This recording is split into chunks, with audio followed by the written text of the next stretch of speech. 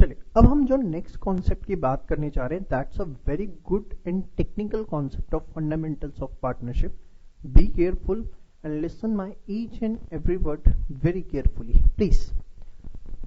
The next concept is interest on capital. Now sir, what is this interest on capital? ध्यान से सुनिए बेटा, बड़े आराम से रिलैक्स होके सारी चीजें समझना. सबसे पहले इंटरेस्ट ऑन कैपिटल देते क्यों है? ओनर बिजनेस में पैसा इन्वेस्ट करता है, यस और नो? ओनर जो है पैसा इन्वेस्ट करता है किसमें? बिजनेस में. मनी इन्वेस्ट करता है. अब ओनर ने बिजनेस को एक बात बोली. क्या बात बोली सर?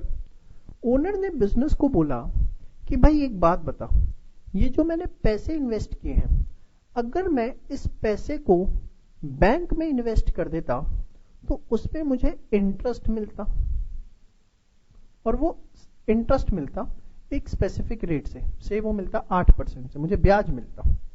ठीक है, मैंने अगर ये पैसा यहां ना लगाकर बिजनेस में लगाया है, कहां लगाया है? बिजनेस में.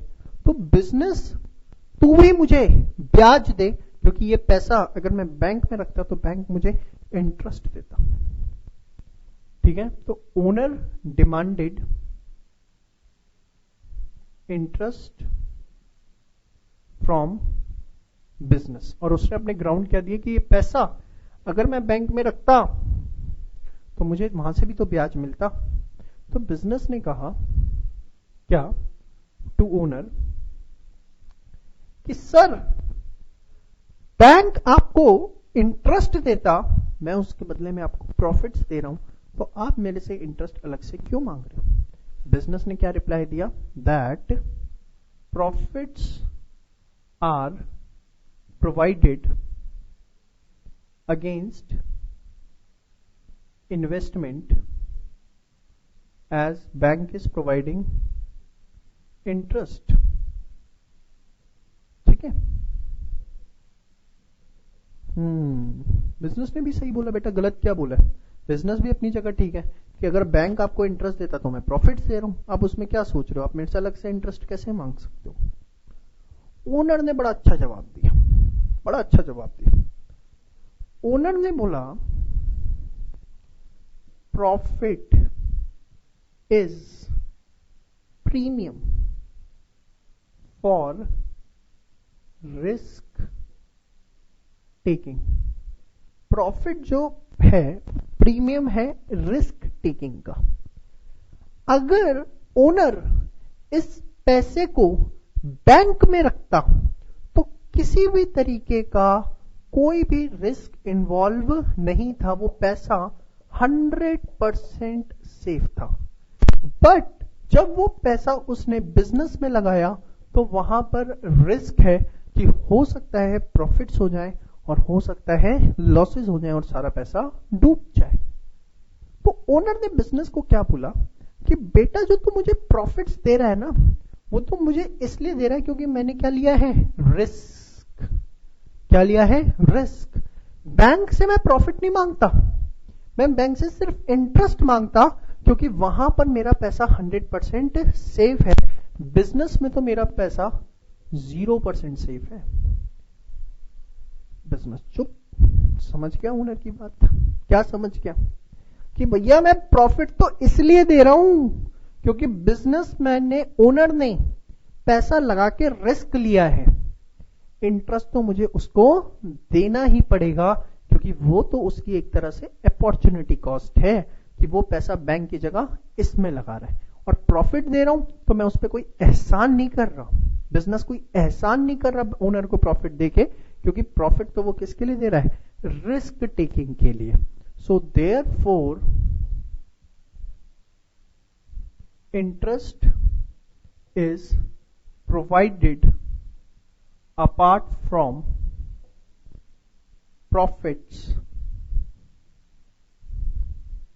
Interest on capital is provided apart from profits by business to owners. बात समझ में आ गई? श्योर। अगर आपसे क्वेश्चन पूछ लिया जाता है एग्जाम के अंदर, question is why interest on capital is provided if profits are provided to owners. Why interest on capital is provided to owners if profits are provided? So you will write down solution. Solution is here. Profit is the premium for risk taking. Therefore, interest on where profit is premium for risk taking, whereas interest on capital is on amount invested. Therefore, interest on capital is provided apart from profits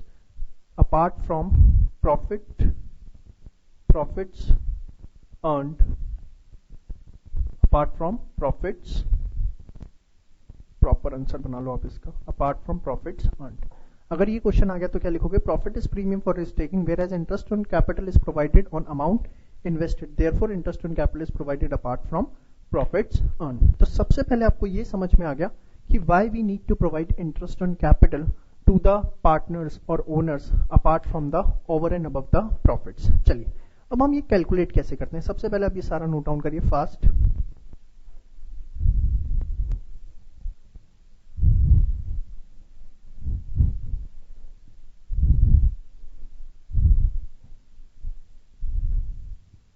C, interest on capital जो है, interest on capital हम provided करते हैं on opening capital plus proportionately on additional capital, proportionately on additional capital। जो हम interest on capital देते हैं वो हम देते हैं किस पर? ओपनिंग कैपिटल पे plus proportionately on additional capital. अब ये क्या है ध्यान से देखिए। सी ऑल ऑफ यू, एक छोटा सा एग्जांपल मैं आपको देता हूं।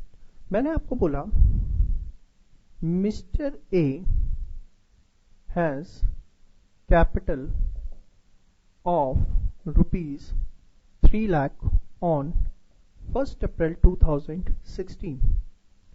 During 2016-17 he invested rupees 2 lakh. During 2016-17 he invested rupees 2 lakh on 30th September 2016. Find interest on capital at the rate of 10% per annum. 10% per annum से हमें इंटरेस्ट ऑन कैपिटल निकालना है। ध्यान से देखिए। अब इसमें अगर आप ध्यान से देखो 2016-17 की वो आपको बात बता रहे हैं। आपको इंटरेस्ट ऑन कैपिटल निकालना है, ठीक है, कितने रेट से? 10% पर एनम। 1 अप्रैल 2016 को जो पार्टनर की कैपिटल थी वो कितनी थी सर? 3 लाख रुपए। और 30 सितंबर 2016 को उसने कितना पैसा और इन्वेस्ट किया सर? 2 लाख रुपए और इन्वेस्ट किया। तो एक बात बताओ, 31 मार्च 2017, जब मैं बात करता हूं 31 मार्च 2017 की, तो हमें इंटरेस्ट कैसे देना चाहिए? Interest on capital, interest on capital. जो ओपनिंग कैपिटल है वो कितनी है बेटा? 3 लाख रुपीस। तो इस पे तो पूरे साल का मिलेगा। 3 लाख का 10% comes out to be how much? 30,000, ठीक है। और जो एडिशनल कैपिटल है वो कब लगाई है? 30 सितंबर को 2 लाख रुपए, 10%। बट क्या पूरे साल का ब्याज देना चाहिए उस पे? जब वो बीच में पैसा लगाया तो उस पे पूरे साल का ब्याज नहीं मिलेगा, उस पे ब्याज मिलेगा इतने टाइम पीरियड का। दैट इज 30 सितंबर से लेके 31 मार्च तक का।